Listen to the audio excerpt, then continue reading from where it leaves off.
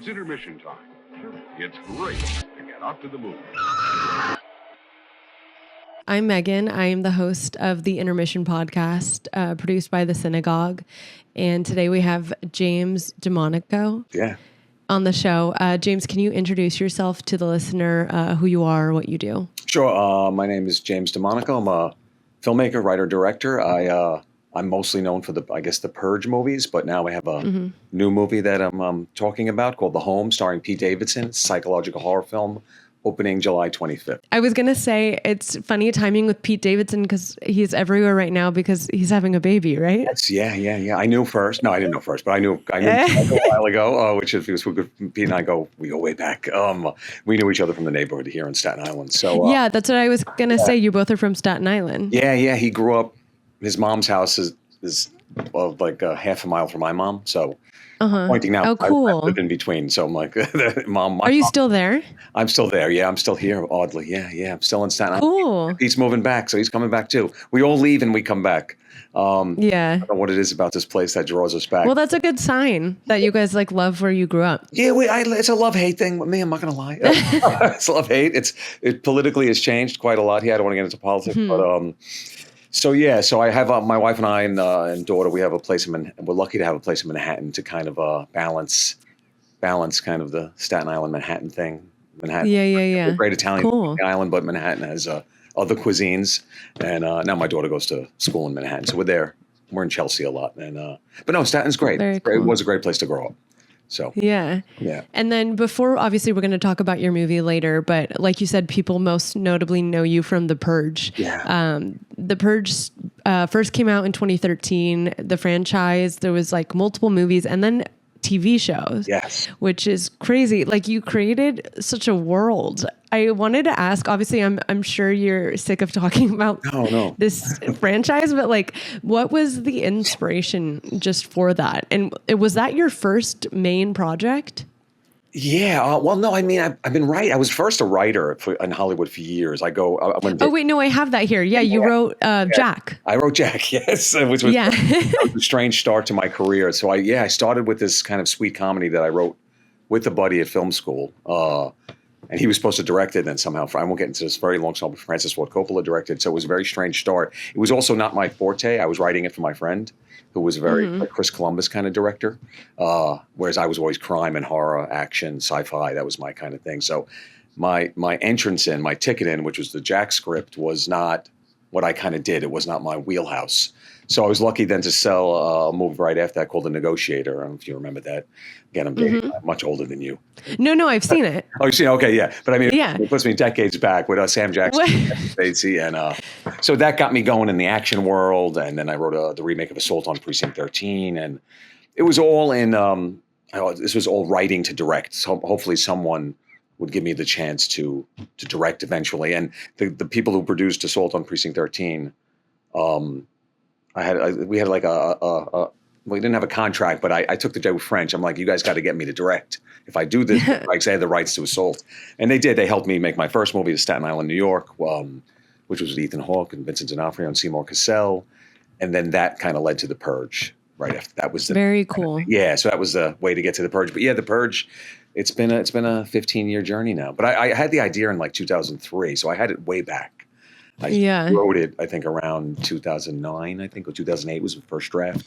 So, and I just finished writing, I'm babbling, but I just finished writing Purge 6, so it's still alive. Wow, it's still happening. It could happen, we'll see what the studio thinks. And very cool. Yeah, so it's been a hell of a... It's also crazy to me that you're saying that you wrote Jack. It came out in 1996, and Francis Ford Coppola ends up directing it. That's pretty nuts for your first project. Thank you for saying that. I always say I judge the people I'm talking to, how much they think about film if they say how... Yeah, it was the craziest thing. It literally was... Yeah, that's jaw-dropping. It was jaw-dropping. Because I was a kid from Staten Island, Brooklyn, Staten Island.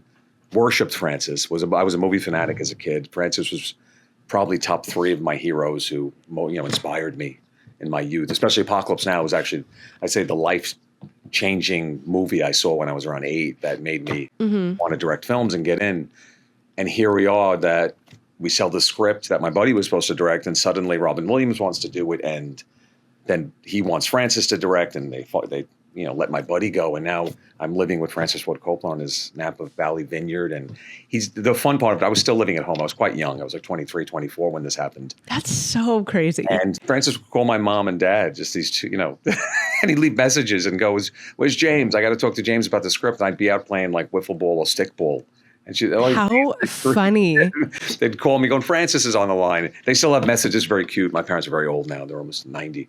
But they still have the old answering machine tapes with from those? Yeah, with Francis Ford Coppola going, Mr. That's cool. DeMonaco, this is Francis Ford Coppola. I'm looking for James. I need to talk about the script. And they were probably standing there staring at it, not knowing what to do. But it was a weird time. It was very strange. It truly was a strange entry into the business. And were you able to keep a good head on your shoulders? Because I feel like I'd have the hugest ego after that. Yeah, I wish I did. I look back, I'm like, I should have been such a cocky son of a bitch back then.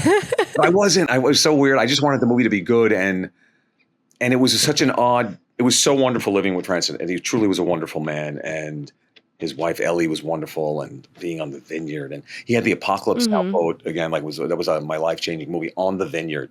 And me and Gary, my writing partner at the time, we would go sneak on it at night and hang out in the boat and like drink. And he knew we were doing it too. He'd say, I know what you guys were doing. Yeah. And, so it was really crazy. But the movie, here's the weird part of it for me. The movie, I don't think, and Francis has admitted this too, it didn't end up like what we all wanted. There's an awkwardness to it. So it was a strange journey. I wouldn't trade it for anything, but I think the final product is somewhat awkward. But I do know people who like it, so that's nice. I think young people at the time liked it. But some of the early reviews, I remember Gene Shalit. I always tell the story because I find it quite funny. Gene Shalit, I don't know if you remember this guy, was an NBC, big critic on NBC in New York. Back then, critics, it was different than now. So like everybody knew Gene Shalit, whereas now it's like it's not as much like that, right? It's so many, I think, more. So it's just the landscape. Everyone's a critic. Yeah. There's many more critics. Back then, Gene Shalit held it, and he called Gary and I in the review live on TV on NBC that Friday of the opening, villainous nincompoops.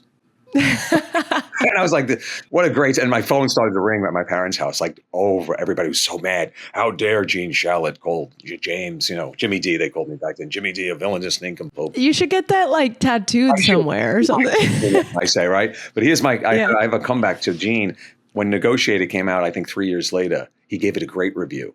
And I got his email from someone who worked at NBC. I can't say who. And I wrote him an email saying, hey, Gene, this is that villainous nincompoop. Thank you for liking my movie, my new movie. That's great. Yeah. So I got a little revenge there. Yeah. I like that. That's something I would do. Yeah. You got to get a little zing. So it was a little jab in there. Exactly. Weird entry, but I wouldn't trade it because I got to meet a master who made, I think, some of the best movies ever, Of course, yeah. So it was weird. If you were to pick a movie that describes your life right now, what comes to mind? It's a ridiculous answer, but I'm not, even though I get very overwhelmed with talking to people. So the movie because I have a movie opening, I go to something like Fellini's 8.5, even though I'm not of the caliber of Marcello Mastroianni in that film. Yeah. But he was so overwhelmed with the attention. I get very overwhelmed with you're very easy to talk to, but sometimes I get really paranoid and I'm not in front of a camera. So I think of his journey, and even Woody and Stardust Memories, even though I'm not nearly, of the caliber that they are. But the self-consciousness that being in front of a camera, I guess I go to 8.5. I know that's not a great answer. Yeah, that's a great answer. Oh, thank you. Yeah. I thought of two things when you said that. One is that it's something I did on the podcast. It was such a dumbass. Someone was talking about 8.5, and the whole time I thought we were talking about the movie 8 Mile, and I was like, I'm so stupid. But like, I should not have a film podcast. You feel like Eminem right now. And then the other thing I was going to say is just, I've noticed I have a lot of like directors, producers, whatever on the show. And it's like, when you're on that end of things, often it's difficult to like speak to your craft because that's not what your skill set is. Your skill set is directing and writing. And so it's a completely different thing to then have to discuss with someone. Yeah. And I find it, I just get very oddly, Greg's like, you're good at it. I'm like, I know, but I just have a great self-consciousness about it. So it's, because I'm usually behind the camera, right? Yeah. That's why I look at Francis said something to me, and I know digressing here, but he said something really interesting to me. He's like, James, you have to love your actors. You have to love them because your tool is your pen, your computer, maybe eventually if you direct, back then I wasn't directing, he's like your camera. He goes, but they're literally using their body. And this what could be more vulnerable than that? Your art is your body. And that's always stayed with me. And I guess I was like, for myself, that would be literally impossible because I'm just too. so I just have great respect for actors on set, and even working with Pete on the movie, seeing him bloom as a dramatic actor was amazing. And his feeling, he was working with Shakespearean trained actors, and I'm like, this is pretty amazing that this young man could just effortlessly weave his way into Tony Award winning actors and play with them. And so I really admire that. I admire that because I know the feeling of being in front of a camera and how it can make you so. Totally. Yeah. Okay, now we're going to get into some just general film taste questions. Just so I get a feel for what you like to watch. What are some directors that you like, and what are some I think you already kind of said this, but like the genres you typically like to consume? I think my youth I was a Steve McQueen fanatic, Paul Newman. That was my early kind of Lee Marvin, Charles Bronson, the 70s tough guys. And I got really into John Carpenter, George Romero, Walter Hill, all the Warriors and Escape from New York and the Road Warriors. So I was really into that kind of dystopian action world. Escape from New York was an enormous thing.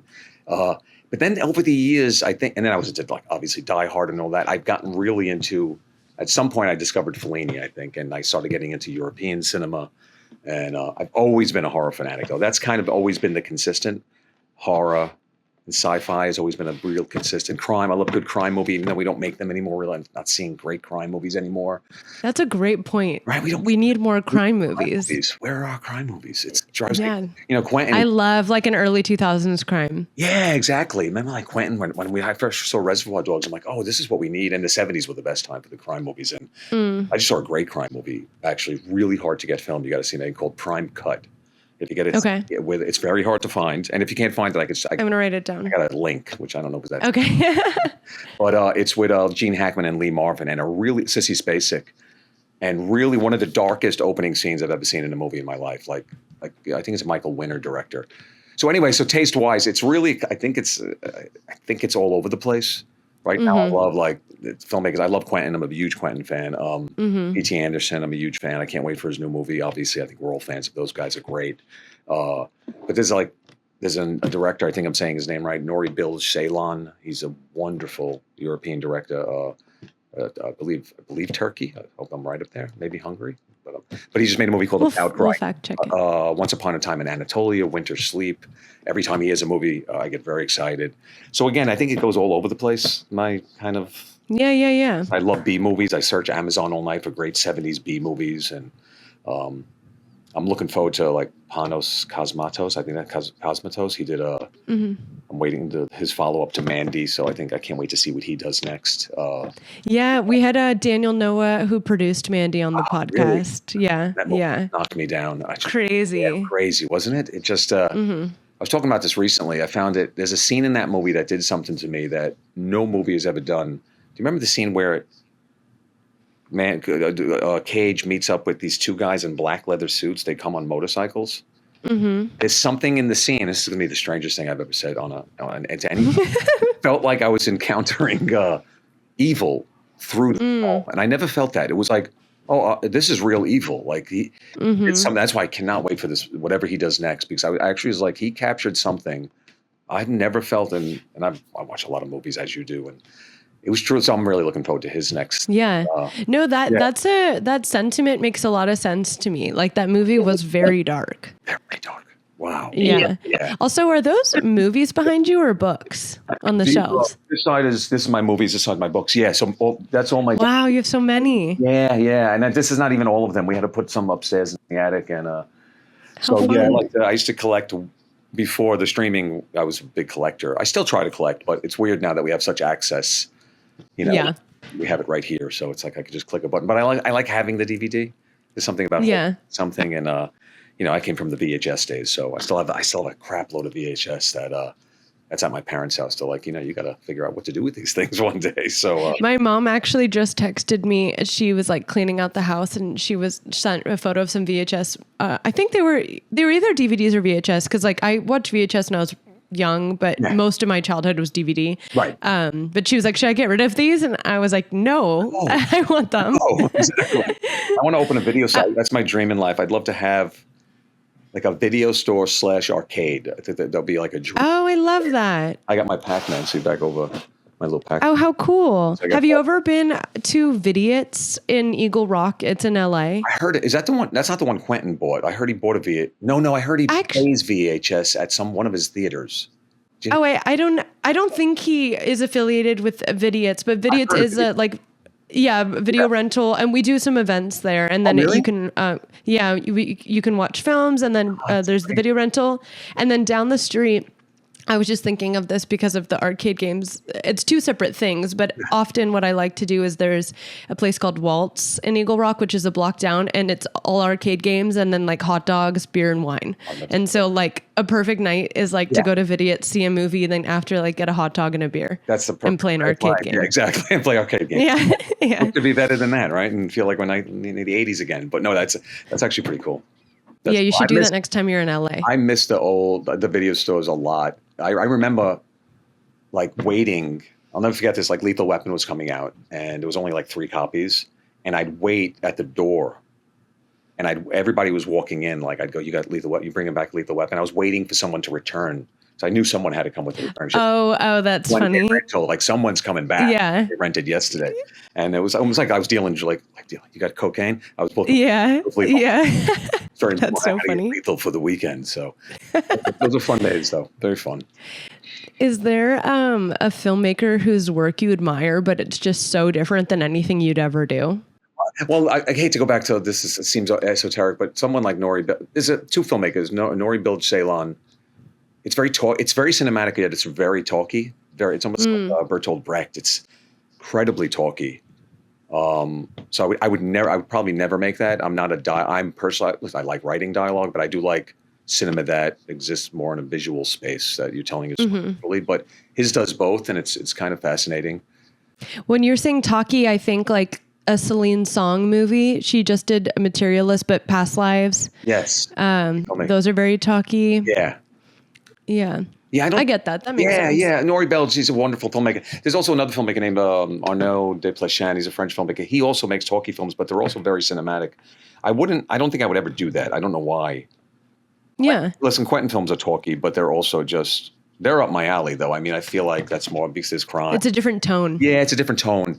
Listen, I go back to Merchant Ivory films. I don't think I would ever make a film like a Merchant Ivory film, but when I saw Remains of the Day, I was literally blown away by what a character study this was, and Anthony Hopkins. And I would probably never make that film. Or there's a formal nature to it that's not. I think if I was going to make a character study, it'd be much different than probably like New York. I just wrote a movie about a New York cop, and it would be more like like The Wrestler is something I think I could. That would be something, or Uncut Gems. These are movies I've really liked. I should have said that before. I think Uncut Gems is a modern day masterpiece. I think the Zafties. Yeah, I think the Zafties have something really special. I'm very sad that they're broken up, but maybe they'll give us. Now we'll get 2 great filmmakers instead of that's true. There. So I'm looking forward to both their films coming out. I think there's the Rock film that Benny did, and Josh is doing something with Adam Sandler.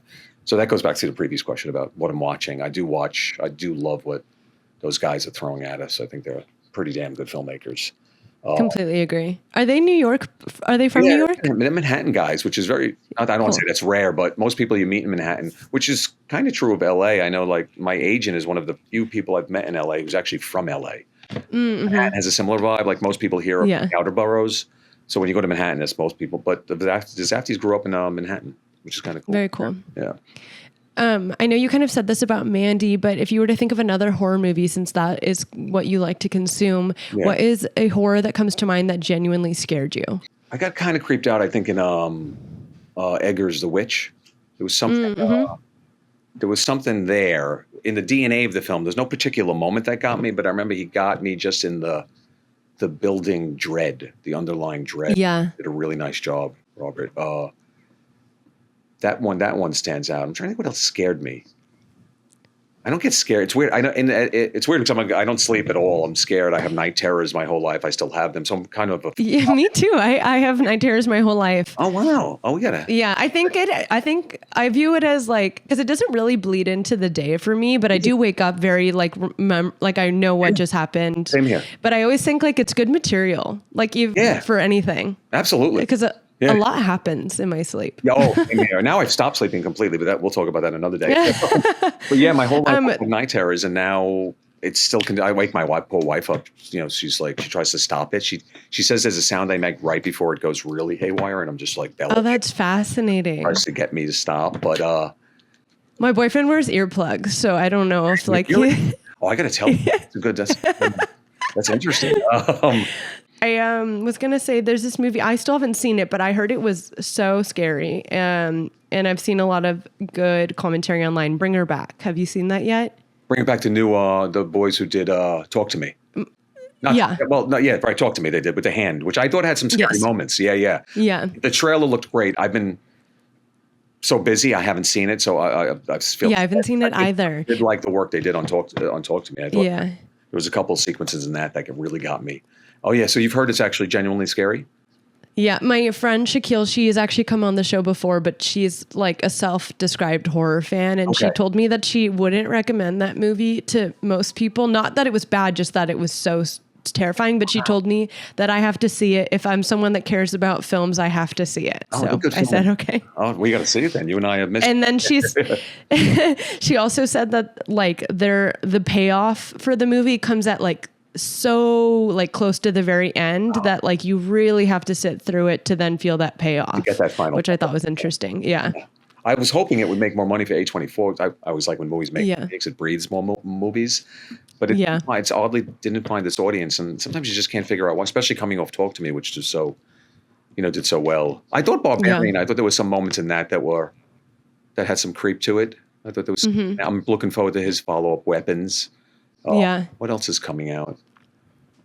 I really liked Barbarian. I've talked about that on the show. I think I just had a really fun viewing experience, which actually, funny enough, kind of reminds me of my viewing experience with The Purge. Like, I just remember being with like a really big group of friends and it being like a really movie theater experience. Oh, that's great. Like, it was like one of my, I don't know even why it was so impactful, but it was just like a big group of friends. It was so... like the type of movie you have to see in a theater, Listen, I think horror is the best. I don't want to say it's the only, but there's something about being in the theater for the horror experience, to feel that communal fear, that communal catharsis. I think that comes. It's just great to be in with horror. I think people can join in and share those emotions together. I'm a huge advocate of the theater experience. It's kind of breaking my heart that a lot of movies are being. Listen, when I was young, straight to video was kind of like a stigma. Now it's not. There's great movies that go straight to streaming. Yeah. But I still feel like, God, I wish everything could just touch theaters and we can all go see it there and then move to the next. My last movie I did was all about the theater experience called This Is the Night, which I finished during COVID and it came out stream. We did like 2 theaters in New York and LA. But it was about seeing Rocky III the first time in 1983. And it was all about like, how being in the theater is what really is the greatest it's the greatest vessel for us to go to where the movie's taking us. So thank you for The Purge though. The Purge, I saw it with an audience too. It's good. I can distance myself from my own movies at one point as if I have nothing to do with them. And I remember going to the theater and watching people's reactions. That's the greatest, I think. It was so fun. Gratification. Yeah.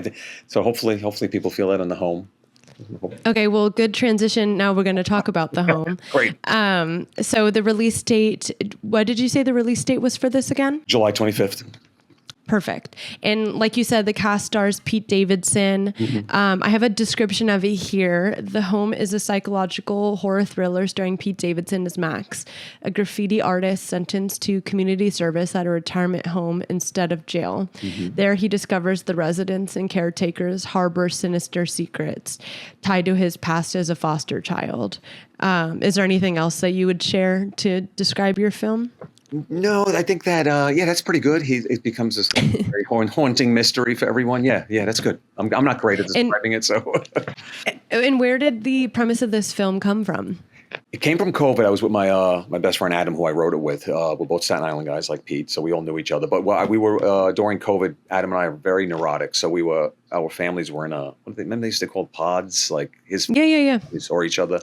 because my daughter played with his two sons. We're like family, so he's like a brother to me. So we were in my backyard quite a lot, just discussing movies. We're both movie fanatics and horror, and we always wanted to write together. He'd written some stuff on his own. It was the first time I kind of had some availability. So he was like, "Oh, let's come up with an idea." And we would just talk. Elder care facilities were in the we're in the media a lot because of all the they were getting hit hard by the pandemic. And this handling of Mario Cuomo. There was I remember all of that. Yeah. So we were talking about elder care facilities. We both had kind of haunting experiences when we were young at low end, because they're not all bad. I don't want to, I purposely not saying all elder care facilities are creepy, but we visited ones that were kind of low end when we were young for aunts and uncles and our own families that were left strange impressions on us. So we were talking about those experiences. And then I'm not the healthiest guy. I eat a lot of Italian food, drink a lot of wine. So she's like, it's time for you to get in shape. It's, you got some time now during COVID. So she's like, I want you to do yoga. You need to get limber and get in shape. I'm like, really? Do I need to? But she's like, yes, you do. So she's a doctor. So she knows better. I started to do yoga for the first time in my life. And my feet, so I did it through YouTube. I found this wonderful woman, Yoga with Adrian. So I started to do it. And I've done those. You've done yoga? She's great. When her dog Benji walks by. So it's really, but my feed, this is where it gets interesting, hopefully. My feed became inundated with longevity videos, which I didn't know about this whole craze, I guess, that was starting to consume the country. Supplements, longevity videos, all dietary, any of the oils, things. And some of it seemed like, snake charmer stuff. I couldn't tell if it was real. Some of it might be scientifically based, but I went down the rabbit hole because I didn't know about this obsession occurring in society that was seemingly starting to build. And it's kind of reached an apex now with the billionaires saying through AI, we're going to live to 130 and extend our lives. And long story short, the elder care facility being in the media, Adam and I started talking longevity. And I've always been very much into climate change. And I wanted to start sociopolitically kind of weaving that into the piece. With some kind of smuggling some socio-political messages into the piece. So it all coalesced into this place where this young man goes and starts to unpeel the onion that something nefarious is going on in the home, and but it's not as what he seems, and it kind of twists. We wanted to do very twists and turns. I'm a big film noir fan, so I thought we kind of modeled it over, like he becomes almost like a detective in the home, and he's starting to uncover these secrets. And we had the femme fatale with the faceless woman, so it was really a blast to write.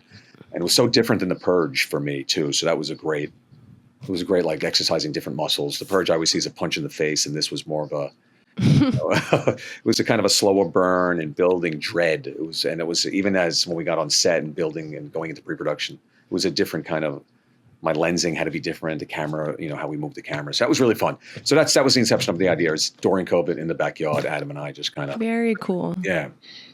Yeah, no, I love that. That all makes a lot of sense. And you totally put me back there. I remember I listened to the podcast called The Daily by the New York Times. I remember The Daily. And I remember so many episodes about like all the elderly homes. It wasn't Ezra Klein, was it? Was that Ezra or was it the other? Yeah, I think so, right? Is it Ezra Klein? It's Ezra, yeah. I listened. Yeah. And he was doing all the episodes about the elderly homes in New York. And so I remember hearing about that. Oh, it's tragic. Sad, yeah.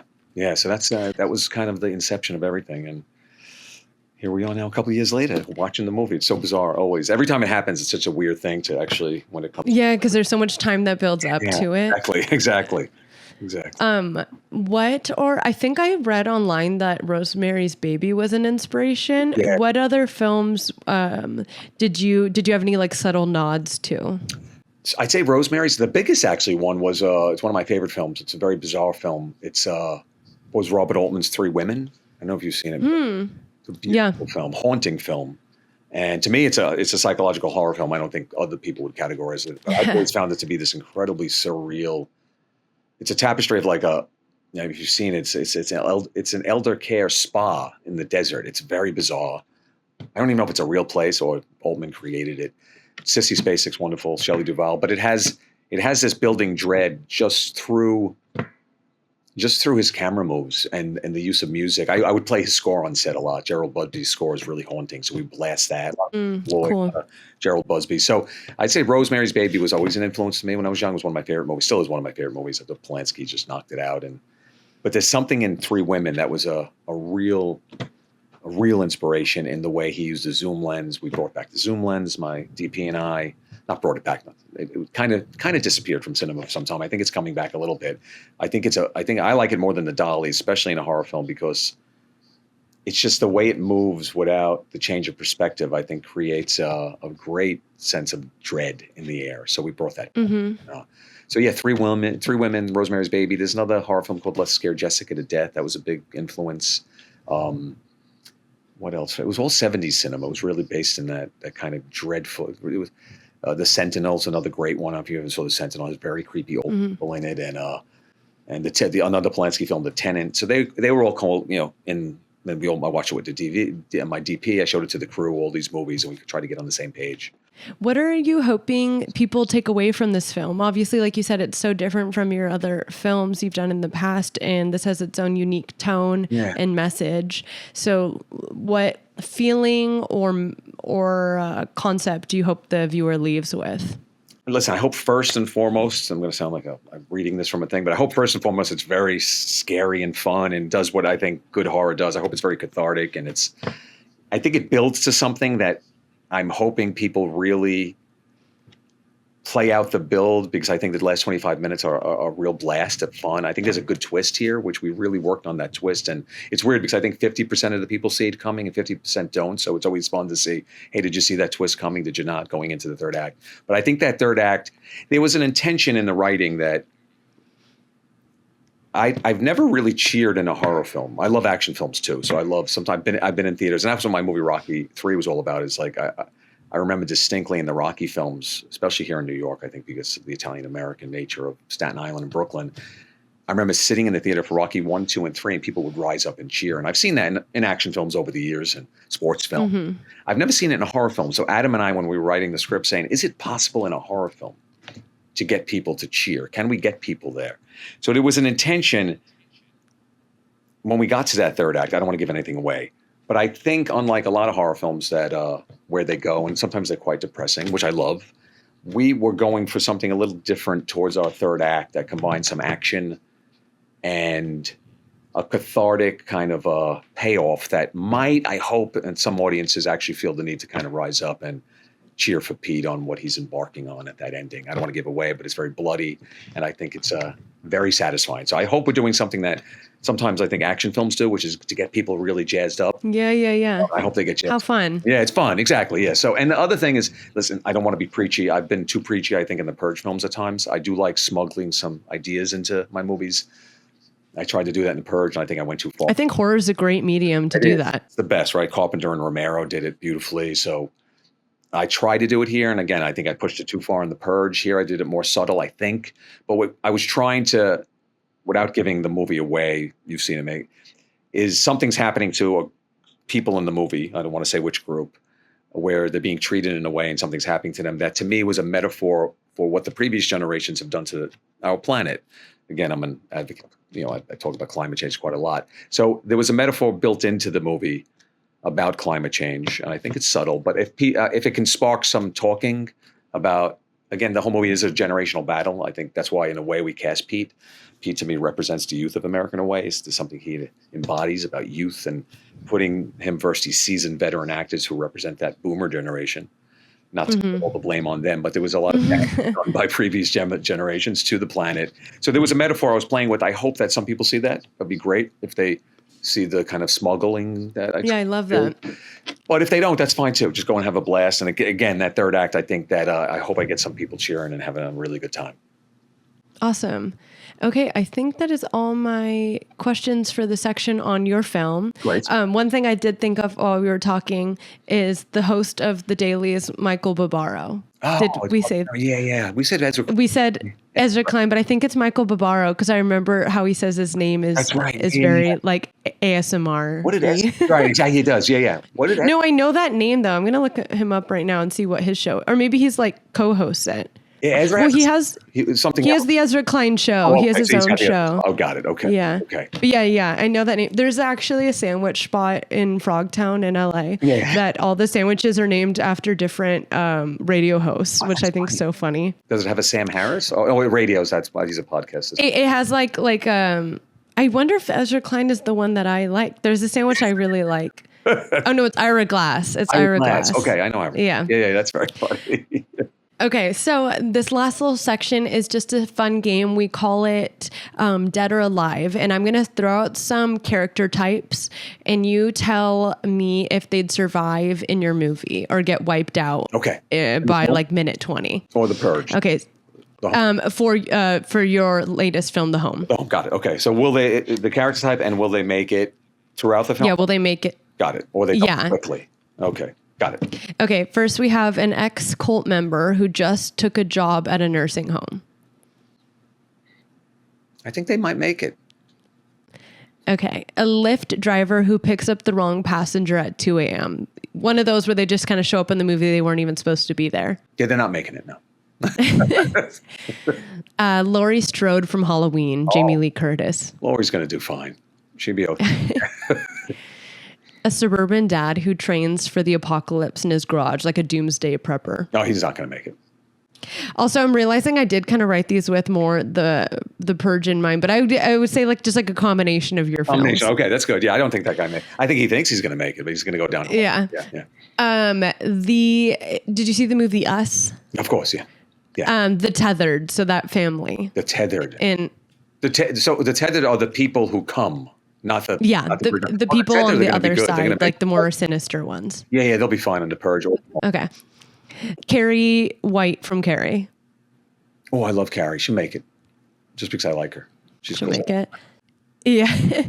My last one is that movie Megan, the robot doll Megan. Yeah, I think Megan will make it. Sure, she'll Purge, yeah. Okay, well, I like to leave the listener with like a final movie that they should watch. So obviously they should see your film when it comes out on July 25th, The Home. Do you have any other film recommendation that comes to mind that you think the listener, like, this is a movie they should totally see if they love movies? The Swimmer. I don't know if people have seen. It's a Frank Perry film. I think it's the 60s. Burt Lancaster. It's one of the most surreal, weird movies I've ever seen in my life. And people don't know it. I think it's one of the great films of the 60s. So people should go back and discover The Swimmer. I think they'll be blown away by how weird and interesting it is. Perfect. I love it. Great. Well, thank you so much. I had a great time talking with you, James. And I hope you had fun as well. Yeah, I did. I had a lot of fun. Let's do it again. Sweet.